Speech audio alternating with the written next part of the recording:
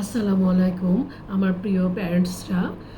আপনারা আপনার বাচ্চাদের জন্য কাপড়টি কেমন করে বানাবেন আমি সে সম্পর্কে একটু ছোট ধারণা দিতে পারি।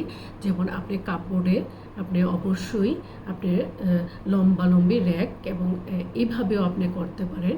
তো আপনি যখন আপনার কাপড় আপনার বাচ্চার জন্য আলমিরা বলেন কিংবা কাপড় তৈরি করলেন, তো আপনি বাচ্চাকে অবশ্যই পয়েন্টিং করে দেখাবেন যে এই এক নাম্বারে তোমার কাপড় রেখেছি, 2 নাম্বারে তোমার টয় রেখেছি, 3 নাম্বারে তোমার শু রেখেছি।